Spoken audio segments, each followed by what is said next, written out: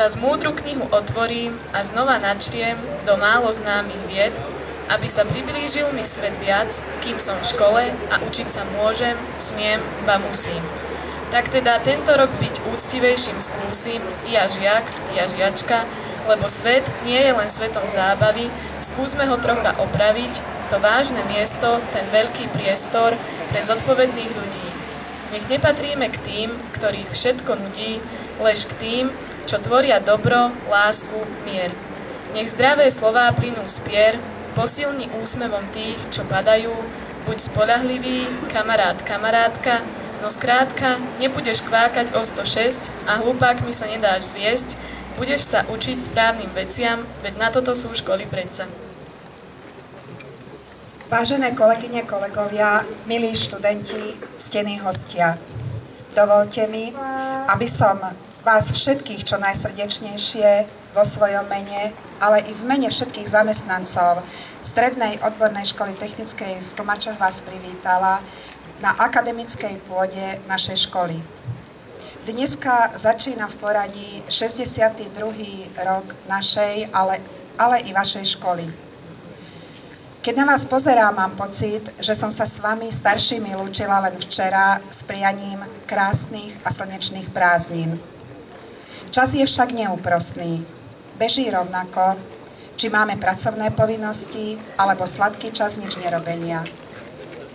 Nemáme však dôvod byť nešťastní z toho, že sa prázdniny skončili.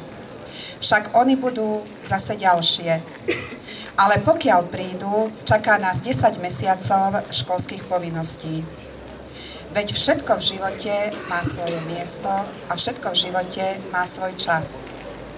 Dajme si všetci spolu záväzok, že tento školský rok využijeme každú hodinu, každý deň, každý mesiac a budeme usilovne pracovať, aby sme si potom mohli užívať krásne prázdniny.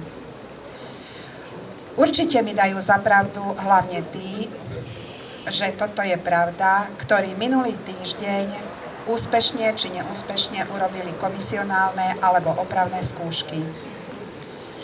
Verím, že krásne slnečné leto ste si užili do sytosti, načerpali energiu a teraz sa všetci spolu pustíme do práce. Najskôr mi dovoľte privítať našich malých prváčikov. Čaká vás nová škola, noví pedagógovia, nové prostredie, nové predmety. Systém strednej školy je odlišný od základnej a od toho, na čo ste boli doteraz zvyknutí.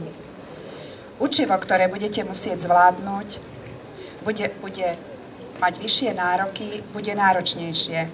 Samozrejme, dá sa to zvládnuť. Zvládli to stovky vašich starších kamarátov, ktorí našu školu navštevovali. Zvládnete to určite aj vy. A je len na vás, aké ciele si dáte a čo urobíte preto, aby ste si ich splnili, aby ste dosiahli svoj cieľ.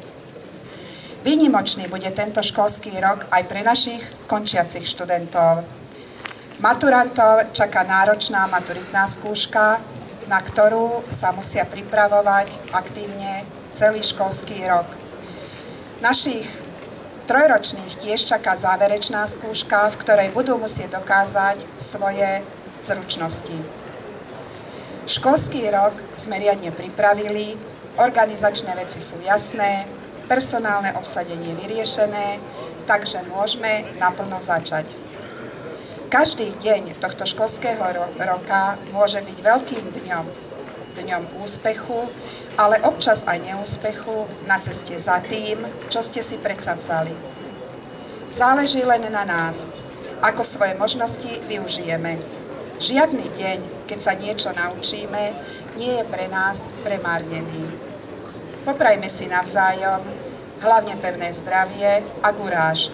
A verím, že sa nám spoločne podarí naplniť vytýčené ciele, a našim hlavným cieľom je výchova kvalifikovaných a zručných odborníkov. Ďakujem za pozornosť. V kalendári sa zas obrátil posledný list prázdnin bez ohľadu na to, či sme stihli, čo sme chceli.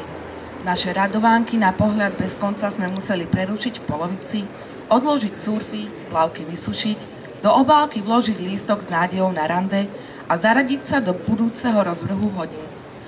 Pozdraviť pláž, na ktorej sa rozpadáva hrad z piesku našich bezstarostných dní. So stopami slnka na koži obliekame rovnošatu každodenných povinností, plný očakávania štartujeme novú etapu nášho stredoškolského života. O chvíľu zahlbení do kníh len tak po očku podrhneme záves spomienok, s ľútosťou pohľadíme fotografiu urobenú ešte vtedy. S pokorou podľahneme volaniu školského zvonca a svoj denný rytmus prispôsobíme jeho zvoneniu. Nuž, s Bohom prázdniny, boli ste krásne, ale krásne budú i tie dni, čo sú ukryté v ďalších listoch kalendára.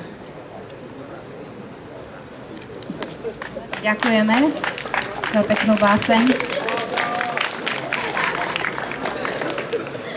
A teraz by som poprosila žiakov vyšších ročníkov, aby spolu so svojimi triednymi učiteľmi a majstrami odborného výcviku prešli do tried, kde budú mať triednické hodiny postupne pomalinky.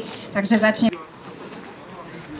No a teraz by nám tu mali zostať naši noví žiaci, prváci, ale chcem sa ešte najskôr opýtať, ak niekto je tu taký, kto ide do nadstavbového štúdia.